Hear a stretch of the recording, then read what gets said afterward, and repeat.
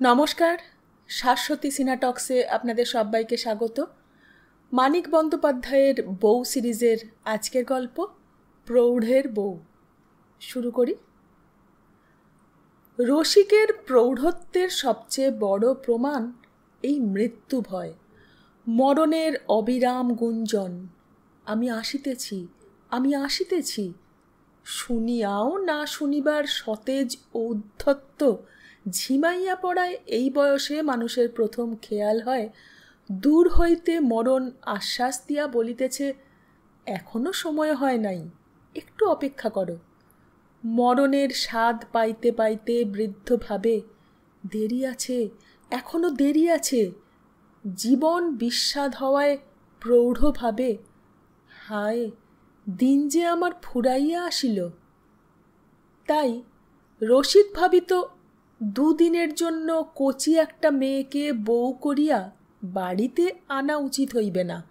কেবল তাই নয়, ছেলে মানুষ বউ নিজে কত ছেলে মানুষই করিবে আর তার কাছে কত ছেলে মানুষই আশা করিবে ভাবিলেও রসিকের বড় অস্বস্তি বোধ হইত। আর কি তার সে বয়স আছে? প্রতিদান দেওয়া দূরে থাক, অল্প বয়সী বউয়ের অন্তহীন ন্যাকামি হাসি মুখে সহ্য করিয়া চলাও কি তার পক্ষে সম্ভব হইবে? যে চলিয়া গিয়াছে সে ছিল জননী ও গৃহিণী, আসিবে একটি চঞ্চলা বালিকা। তার সঙ্গে কি বনিবে রসিকের? প্রয়োজন ছিল না, ইচ্ছা ছিল না, তবু একদিন রসিকের বিবাহ হইয়া গেল। একদিন অসময়ে তাকে অন্দরে ডাকিয়া সুলোচনা বলিল, এই মেয়েটিকে দেখো তো ঠাকুরপো, ওর নাম সুধারানী। রসিক থতমত খাইয়া বলিল, তাই নাকি? তা বেশ তো। কচি খুকি নয়, বেশ বড় সড়ো মেয়েটি, মুখখানা গম্ভীর, মেঝেতে জাঁকিয়া বসিবার ভঙ্গিতে কেমন একটু গিন্নি গিন্নি ভাব আছে। রসিক তো জানিত না সুলোচনাই সুধারানীকে চওড়া কালোপাড় শাড়িখানি পরাইয়াছে, কানের দুল খুলিয়া ফেলিয়া বালা আর অনন্ত পরাইয়াছে, চুলের জটিল বিন্যাস নষ্ট করিয়া মাঝখানে সিঁথি কাটিয়া পিছন দিকে টানিয়া বাঁধিয়া দিয়াছে, আর ধমক দিয়া বলিয়াছে, মুখ হাঁড়ি করে বসে থাকো বাছা, একটু যদি লজ্জা করবে আমার দেওরকে দেখে, একটু যদি চঞ্চল হবে। সুধারানীকে রসিকের তাই মন্দ লাগিল না। তারপর সুলোচনার কাছেই শোনা গেল মেয়েটার নাকি বয়স হইয়াছে অনেক, গরিব বাপ নাকি বিবাহ দিতে পারে না, 20 পার হইয়া মেয়ে তাই হইয়া গিয়াছে বুড়ি। সময় মতো বিবাহ হলে একদিনে 3 ছেলের মা হতো ঠাকুরপো। বিবাহ করার জন্য এতদিন সকলের অনুরোধ উপরোধ যথারীতি চলিতেছিল। সুলোচনার ব্যবস্থাতেই বোধহয় এবার সেটা দাঁড়াইয়া গেল রীতিমতো আক্রমণে। রসিক হার মানিয়া বলিল, তবে তাই হোক।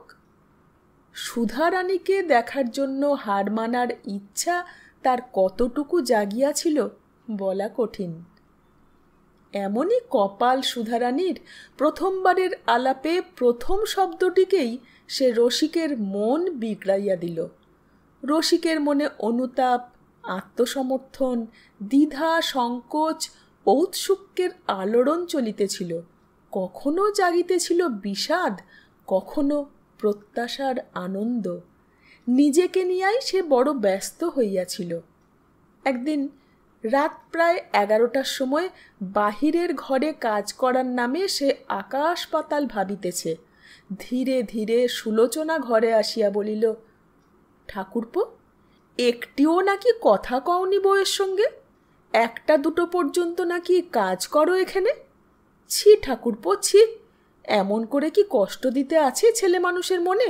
ঘরে লুকিয়ে চুপি চুপি আজ কাঁদছিল। ভালো উদ্দেশ্যেই সুলোচনা বানানো কথাটা বলিয়াছিল, কিন্তু ফলটা হইল বিপরীত।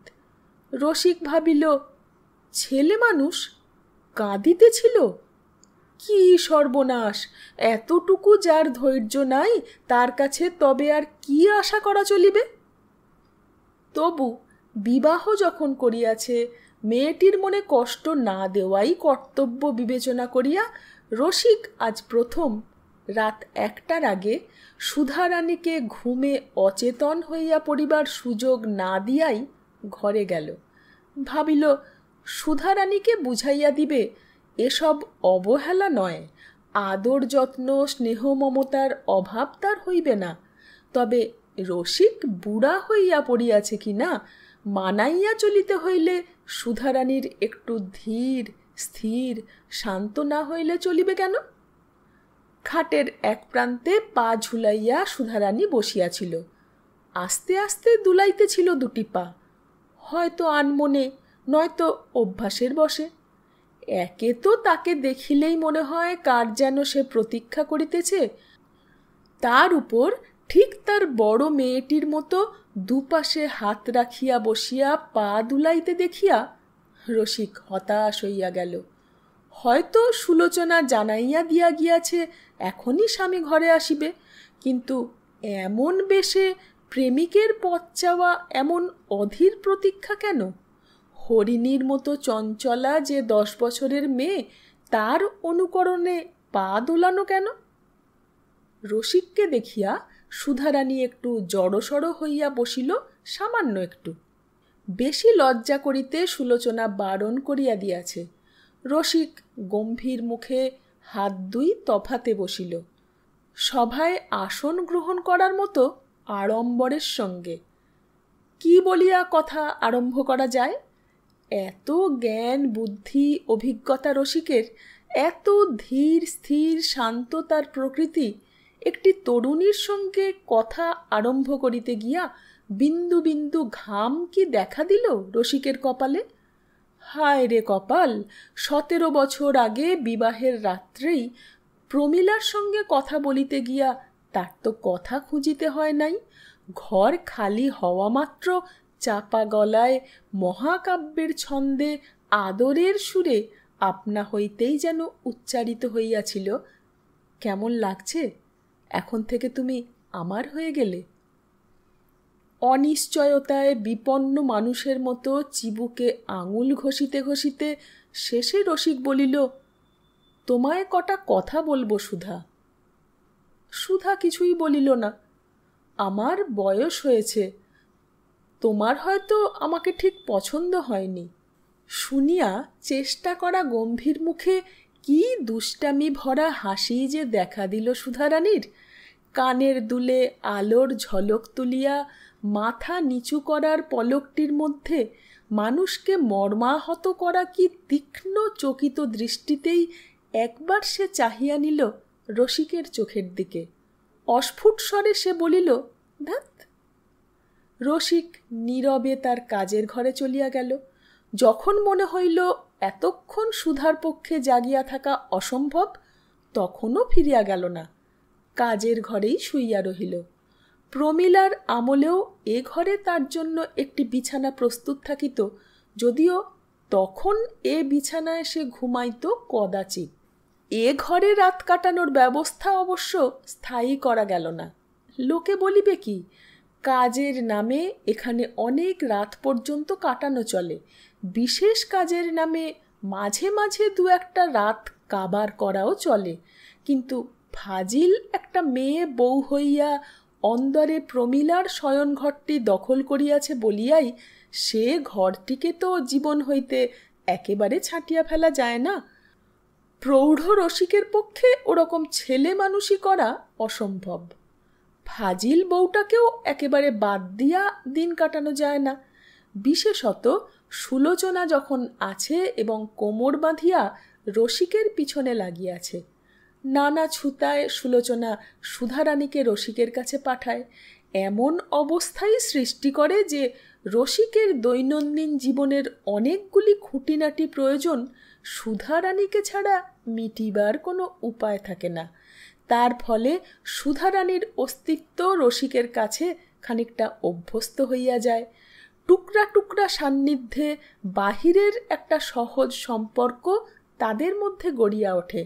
ছোট বড় অনেক উপলক্ষে প্রশ্ন আর জবাবের ধাঁচের আলাপ আলোচনাও চলে, কিন্তু আর কিছুই হয় না।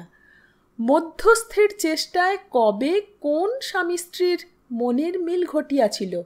চাঁদের আলো, ফুলের গন্ধ, ফাল্গুনের হাওয়া, রাত জাগা বাজে কথার কাব্য, এইসব চিরকালের মধ্যস্থ ছাড়া। সুলোচনা বলে, ব্যাপার কি বলো তো ঠাকুরপো, সুধাকে তোমার পছন্দ হয়নি? রসিক বলে, বুড়ো বয়সে আবার পছন্দ অপছন্দ। তবু ব্যাপারটা কি শুনি না, না হয় বললেই আমায়। সুধা বড় ফাজিল বৌঠান, ফাজিল মেয়ের সঙ্গে ইয়ার্কি দেবার বয়স কি আমার আছে? আজ বাদে কাল চোখ বুঝবো আমি। সুলোচনা এবার রাগ করিয়া বলে, ফাজিল? সুধা ফাজিল? একটা 7 ছেলের মা বুড়িকে এনে দিলে তুমি সুখী হতে না? 7 ছেলের মাও কিন্তু একটু আধটু ফাজলামি করে ঠাকুরপো, 8-10টা মানুষের মতো। তোমার মতো গণেশ ঠাকুর সবাই নয়। সুলোচনার রাগ দেখিয়া রসিকের মনের অশান্তি বাড়িয়া যায়। মাঝে মাঝে ইচ্ছা তো করে তার সুধারানীকে বউয়ের মতো আদর করিতে, কিন্তু অনেক দিন আগে প্রমীলার সঙ্গে যে ছেলে মানুষই খেলার আবছা স্মৃতিটুকু শুধু মনে আছে, আজ সে খেলার পুনরাভিনয় আরম্ভ করার কথা ভাবিলেই তার যে ভয় হয়, বিতৃষ্ণা জাগে। মনে হয় দূরে বসিয়া থাকিলে যার মুখখানি বিষণ্ণ হইয়া থাকে, গম্ভীরভাবে তাদের সম্পর্কের গভীর সমস্যার কথা তুলিলে যে দুষ্টামির হাসি হাসে, কাছে গিয়া বসিলেই যার লজ্জা, সংকোচ, ভীরুতার অসহ্য ন্যাকামি দেখা দেয়, অপটু একটু সেবা যত্নের চেয়ে সর্বাঙ্গের লাবণ্য, মুখের কথা আর চোখের চাহনি দিয়া যে দিবারাত্রি মন ভুলানোর চেষ্টা করে, তাকে আপন করিতে গেলে সং সাজিতে হইবে, অভিনয় করিতে হইবে হাস্যকর। অন্য কিছুতে সুধারানীর মন উঠিবে না, আর কোনো খেলা সে বুঝিবে না। প্রমীলার সঙ্গে যে খেলা তার চলিত শেষের দিকে, তার গাম্ভীর্য, গভীরতা আর মাধুর্যের খবর তো সুধারানী জানে না। সাংসারিক সমস্যার আলোচনা যে চটুল প্রেমের কাকলির চেয়ে প্রীতিকর হইতে পারে, বুঝাইয়া বলিতে গেলে সুধারানী মুচকি মুচকি হাসে। প্রমীলার প্রথম বয়সের সেই গা জ্বালানো হাসি, চুম্বন ছাড়া আর কিছু দিয়াই সে হাসি মুছিয়া নেওয়া যাইত না। সুলোচনা যতই চেষ্টা করুক, রসিক তাই মনের বিরাগ জয় করিয়া কোনো মতেই নতুন বউকে কাছে টানিতে পারে না, এবং এমনিভাবে দিন কাটিতে থাকে। সুধারানীর মুখের বিস্ময় ও বিষাদের ভাব ঢাকিয়া ক্রমে ক্রমে এক দুর্বোধ্য অন্ধকার ঘনাইয়া আসিতে থাকে। কাজের ঘরে প্রতিদিন রাত্রি 1টা পর্যন্ত জাগিয়া থাকিতে প্রথম প্রথম রসিকের কষ্ট হইত। মাঝে মাঝে বিছানায় শুইয়া কাজ করিতে গিয়া কখন ঘুমাইয়া পড়িত খেয়ালও থাকিত না। তারপর কিভাবে তার সে স্বাভাবিক ঘুমের ঘোর কাটিয়া গিয়াছে, এখন আর ঘুম আসে না, ঘুমাইতে চাহিলেও নয়। জাগিয়া থাকার জন্য তাকে আর কোনো চেষ্টাই করিতে হয় না। একসময় মাঝরাত্রি পার হইয়া যায়, বাড়ি আর পাড়াটা ধীরে ধীরে নিঝুম হইয়া আসে। এই ঘরে শুধু জাগিয়া থাকে রসিক একা। মাথার মধ্যে মৃদু যন্ত্রণা বোধ হয়, 2 চোখ জ্বালা করিতে থাকে, কিন্তু ঘুম আসে না। সমস্ত জগৎ চারিদিকে ধীরে ধীরে ঘুমাইয়া পড়িতেছে অনুভব করিতে করিতে নিজের চিন্তা আর কল্পনার জগৎ যেন স্পষ্ট আর উজ্জ্বল হইয়া উঠিতে থাকে। প্রমীলার জন্য তখন রসিকের বড় কষ্ট হয়। অবুঝ শিশুর মতো তার মন ফিরিয়া চায় প্রমীলাকে। সমস্ত জগতের বিরুদ্ধে একটা যুক্তিহীন ক্রুদ্ধ অভিযোগ জাগিয়া ওঠার সঙ্গে তার মনে হয় প্রমীলা থাকিলে এত রাত পর্যন্ত জাগিতে দিত না, জোর করিয়া বিছানায় শোয়াইয়া দিত, শুধু কপালে হাত বুলাইয়া ঘুম আনিয়া দিত তার চোখে। অন্দরের ঘরে গিয়া সুধারানীকে ঘুমাইয়া থাকিতে দেখিয়া রসিকের সর্বাঙ্গে যেন আগুন ধরিয়া যায়।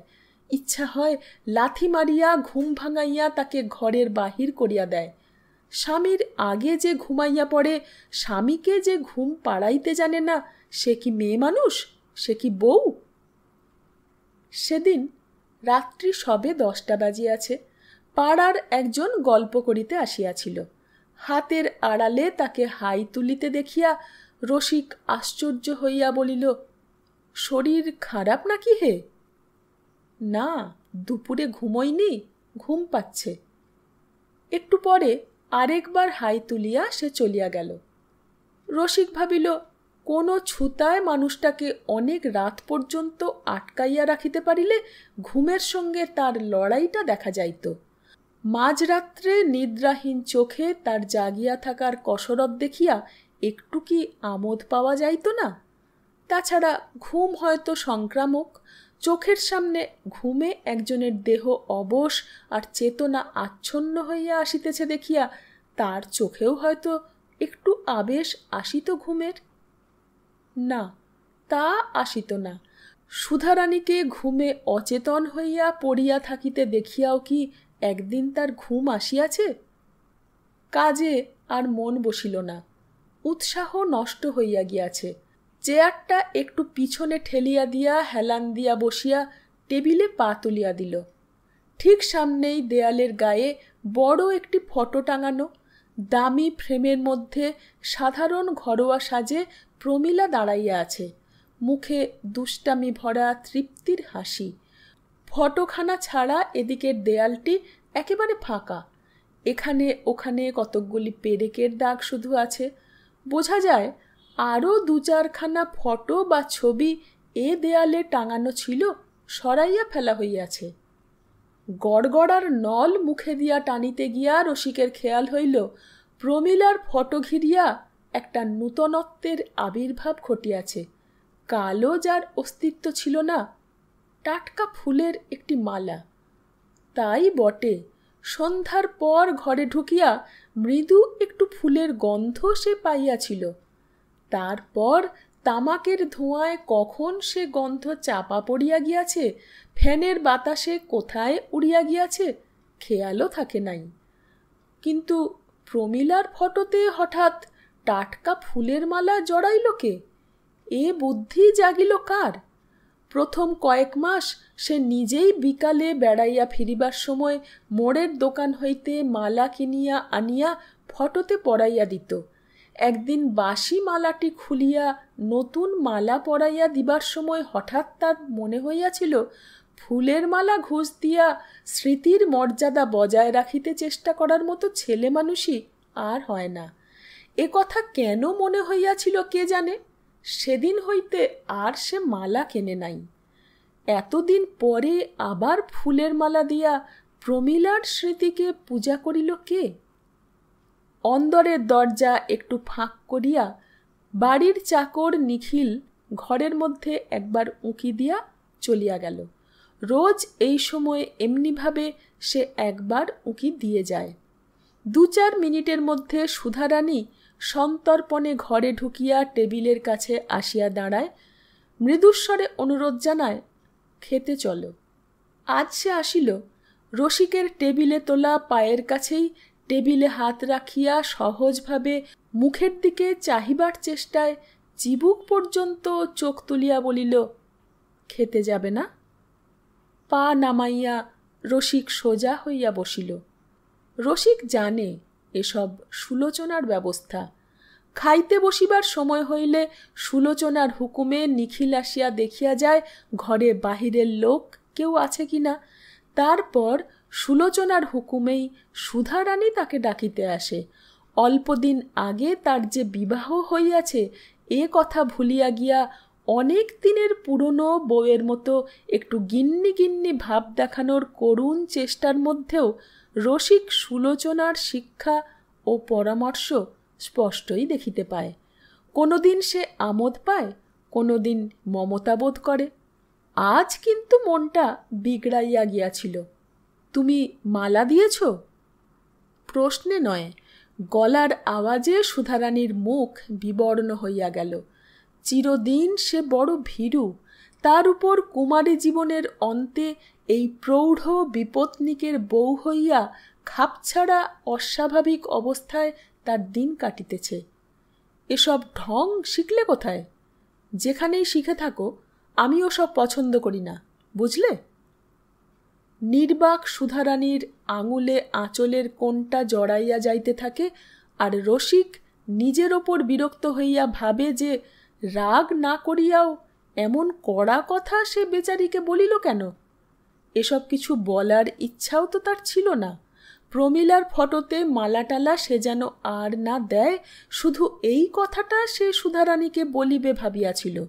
সুধারানী যদি এখন কাঁদিয়া ফেলে সে কি করিবে? সুধারানী কিন্তু কাঁদা কাটা করিল না। একটু কাঁদো কাঁদোও মনে হইল না তার মুখখানা।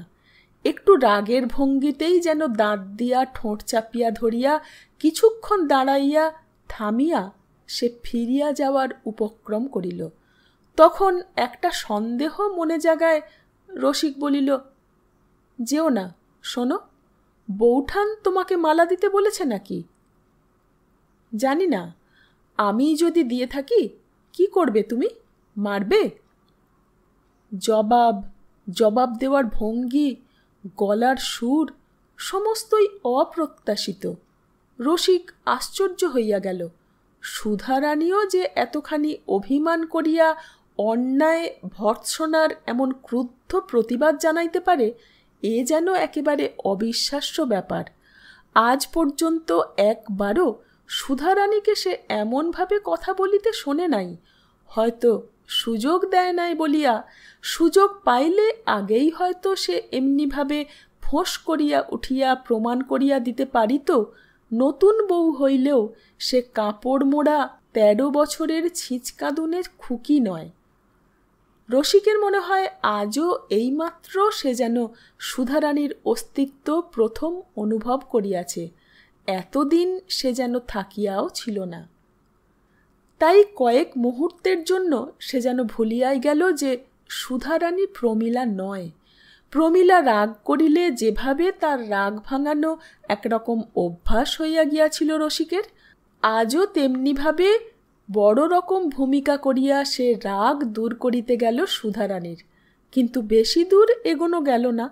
হাত ধরিয়া প্রাথমিক আদরের ভোঁতা কয়েকটা কথা বলিতে আরম্ভ করিয়াই সে চাহিয়া দেখিল সুধারানীর গাল বাহিয়া টস টস করিয়া জল পড়িতেছে। প্রমীলা হইলে কাঁদিত না, আগে হইতে কাঁদিতে থাকিলেও কান্না বন্ধ করিয়া দিত। মুখের মেঘ কাটিয়া হাসি ফুটিতে হয়তো সময় লাগিত অনেকক্ষণ, কিন্তু চোখের জল ফেলিয়া সে ন্যাকামি করিত না। সুধারানীর ছেলে মানুষে কান্না সচেতন করিয়া দেওয়ায় রসিক অপ্রস্তুত হইয়া থামিয়া গেল। সোহাগের কথা বন্ধ করিয়া ভদ্রতা করিয়া বলিল, খিদে পেয়েছে, চলো খেয়ে আসি। রান্না হয়নি? সুধারানী চোখ মুছিয়া বলিল, হয়েছে। রাগ করলে? রসিক জবাব দিল না। কদিন আগে তার ক্রন্দনশীলা 10 বছরের মেয়েকে সান্ত্বনা দিতে দিতে হঠাৎ থামিয়া যাওয়ায় সেও এমনিভাবে ভয়ে ভয়ে জিজ্ঞাসা করিয়াছিল, রাগ করেছ বাবা? বলিয়া বাপের রাগের ভয়ে নিজের কান্না সে বন্ধ করিয়া দিয়াছিল। ছোট্ট গল্প প্রৌঢ়ের বউ, কিন্তু অসাধারণ গল্প শেষ হলো। সঙ্গে থাকবেন। ধন্যবাদ।